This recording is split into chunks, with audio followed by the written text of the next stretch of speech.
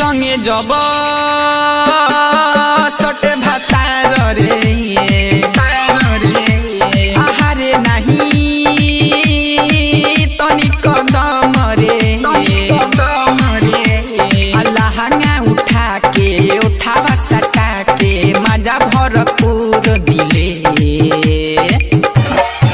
नीचे पलंग हिले ऊपर अलंग हिले नीचे पलंग हिले ऊपर अलंग हिले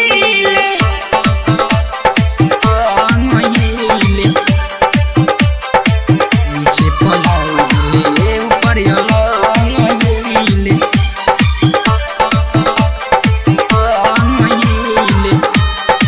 नीचे पलंग हिले ऊपर अलंग हिले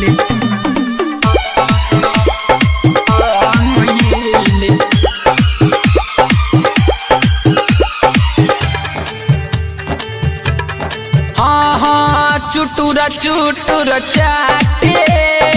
भई के दुनु जो बना सोया के सोझा बाटे सखी हो खो बना सखी हो खो बना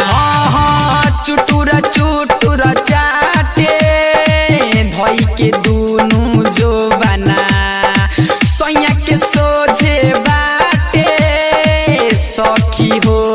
खो भाना अरे उलट पुलट के रख देला मथ के छिलले पयाउरी छिले नीचे पलंग हिले ऊपर अलंग हिले नीचे पलंग हिले ऊपर अलंग हिले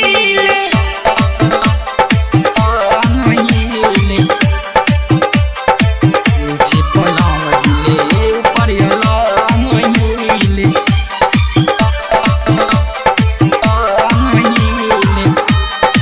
नीचे पलंग हिले ऊपर अलंग हिले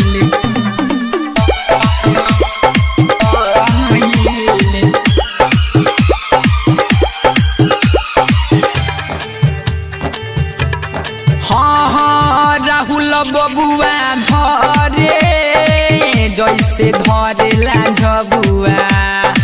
राइटर मिथले सयसन बनिला सखी रे गबुआ बनिला सखी रे गबुआ राहुल बबुआ धरे जैसे धरेला झबुआ राइटर मिथले सयसन बनेला सखी रे घबुआ रतिया के छोड़ दिनमो में सखी लहंगा को दे लगिले नीचे पलंग